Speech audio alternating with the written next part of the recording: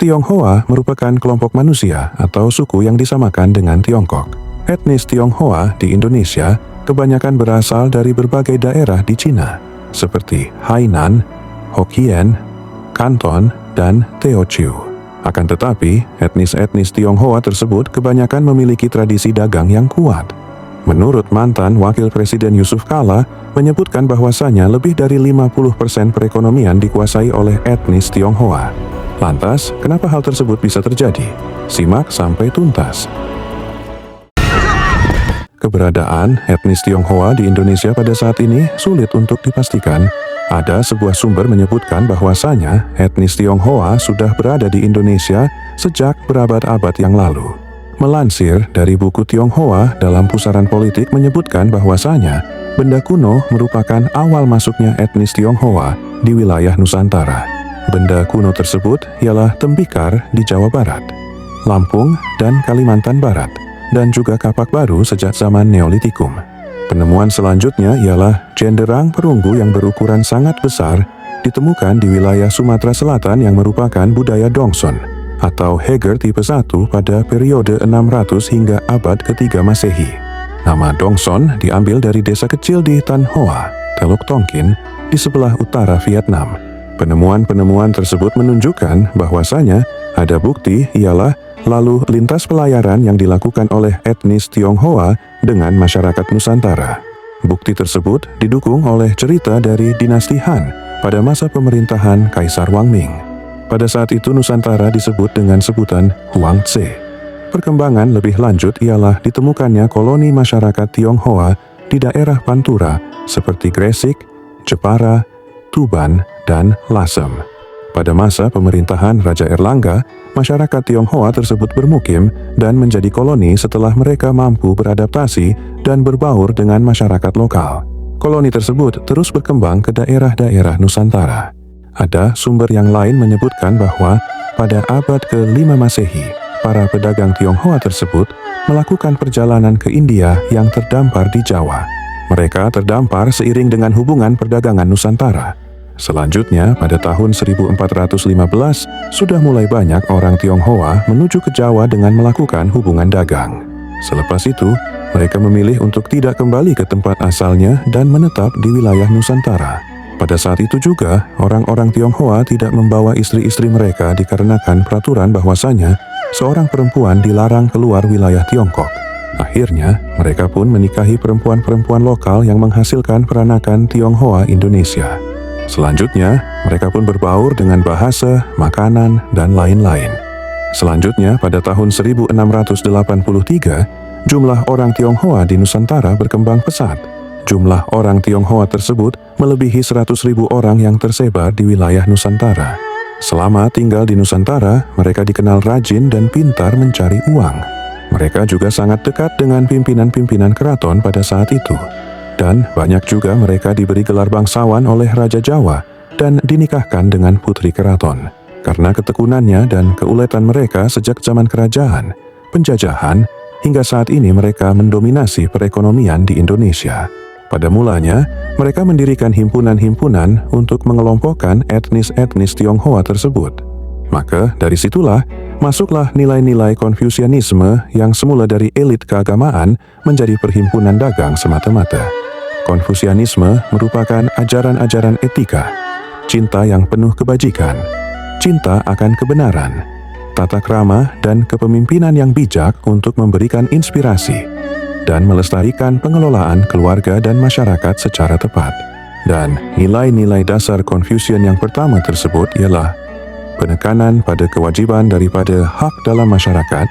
Yang kedua ialah kebajikan, kejujuran lebih menonjol daripada hukum atau harmoni dan kohesi. Yang ketiga ialah penekanan pada pendidikan. Yang keempat, hubungan kuat antara masa lampau dan masa kini. Yang kelima, materi di bawah nilai komunitas. Yang keenam, penghargaan tinggi pada logika dan rasio manusia. Dan yang ketujuh, pemenuhan keseimbangan pada hal-hal yang kontras atau disebut yin-yang. Berdasarkan nilai-nilai tersebut, memunculkan etos kerja orang Tionghoa yang berdasarkan nilai-nilai dasar Konfusianisme tersebut. Maka dari itu, jika mereka menggunakan alur ekonomi atau kewirausahaannya, akan muncul dalam bentuk handal dan dapat dipercaya, kekuatan hubungan dan jaringan, sifat hemat, kreativitas dan inovatif, dan munculnya etos bisnis, etos kerja, dan etos wira swasta dan wirausaha.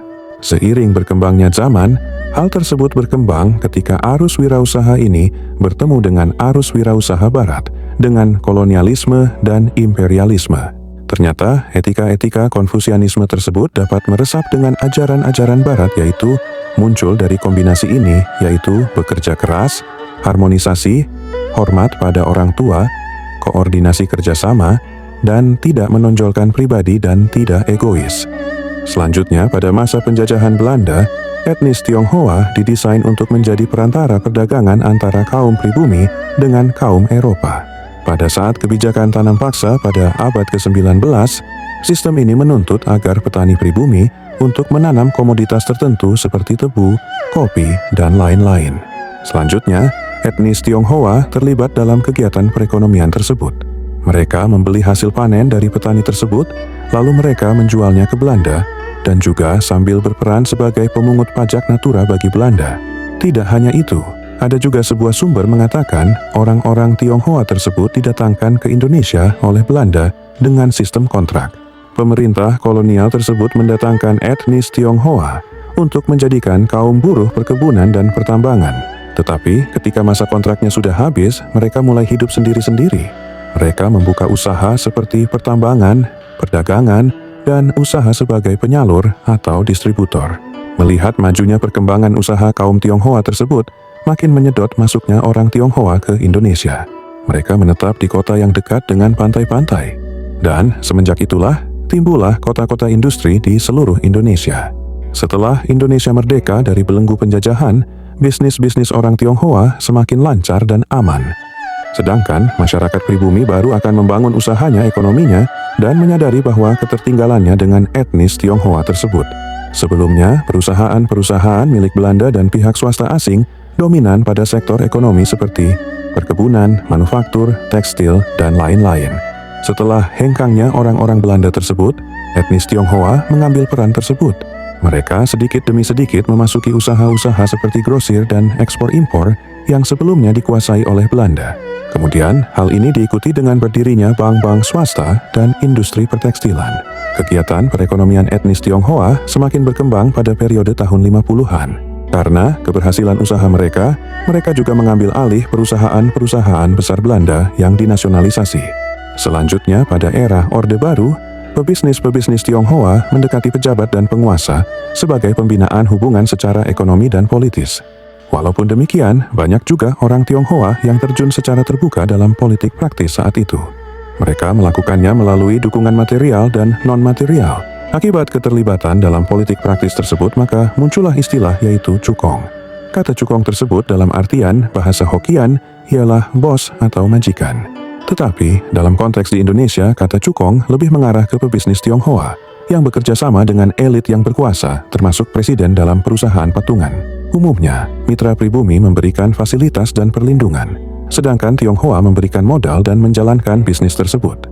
Di samping itu, juga banyak pihak yang berkuasa mendapatkan hasil tersebut. Akibat praktik-praktik tersebut, maka sering terjadi protes dan kerusuhan anti-Tionghoa pada tahun 70-an. Pada akhirnya, pemerintahan Orde Baru melaksanakan politik pribumi kembali dalam hal ekonomi.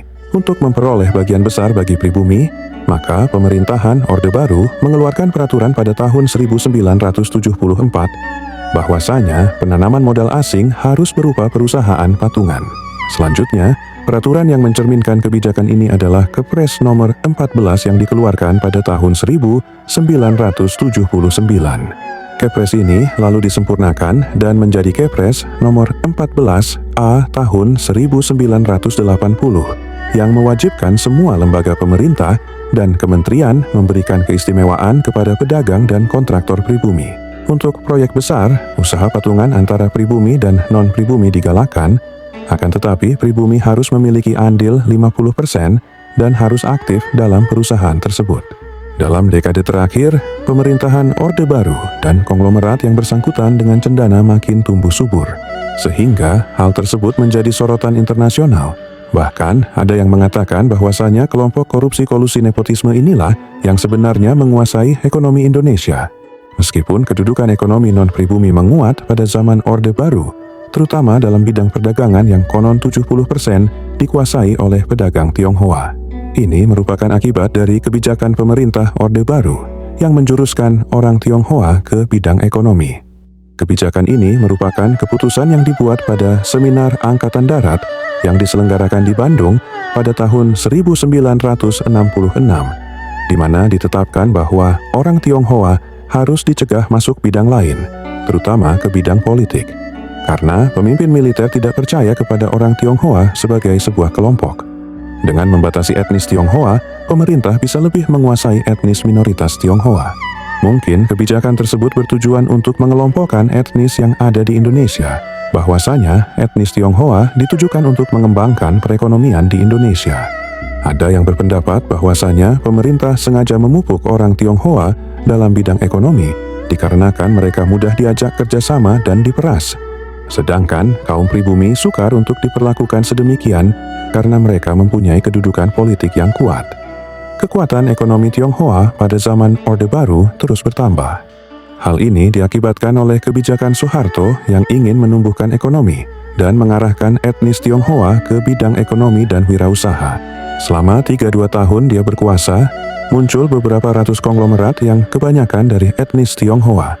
Dikarenakan bisnis yang berkembang pesat dan kedekatannya dengan penguasa, pada akhirnya muncullah istilah 9 naga. 9. Naga merupakan istilah dari pengusaha Tionghoa yang berpengaruh terhadap perekonomian Indonesia. Konon katanya, kegiatan bisnis mereka terbilang remang-remang seperti judi, penyelundupan, miras, dan lain-lain yang dianggap kebal hukum karena backingan yang kuat. Setelah era Orde Baru berakhir, istilah ini bergeser menjadi lebih netral, yaitu merujuk kepada pengusaha Tionghoa yang mendominasi perekonomian Indonesia, yang dianggap simbiosis mutualisme dengan pemerintah. Dampak kehadiran 9 naga di Indonesia menunjukkan konsentrasi kekuatan ekonomi dan politik di Indonesia. Dominasi mereka terbagi di beberapa sektor seperti properti, perbankan, manufaktur, retail, dan lain-lain.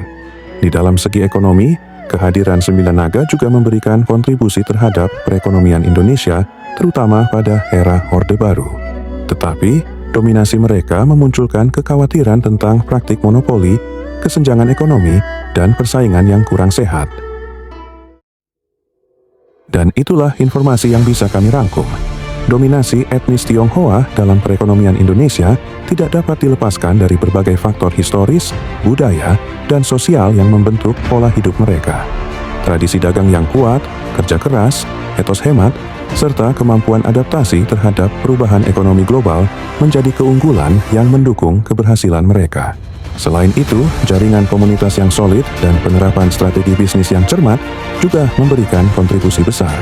Namun, penting untuk diingat bahwa keberhasilan etnis Tionghoa bukanlah hasil dari monopoli, melainkan akumulasi usaha dan dedikasi yang panjang. Pemahaman akan peran mereka seharusnya menjadi pelajaran berharga bagi seluruh masyarakat Indonesia untuk mendorong kolaborasi, inklusivitas, dan pertumbuhan ekonomi yang lebih merata. Dengan demikian, semangat kewirausahaan dan pembangunan bersama dapat menjadi fondasi kuat untuk masa depan Indonesia yang lebih adil dan sejahtera. Pada pembahasan video kali ini cukup sampai di sini saja. Saya mengucapkan terima kasih kepada para penonton yang telah menonton video ini sampai habis. Sampai jumpa di video selanjutnya.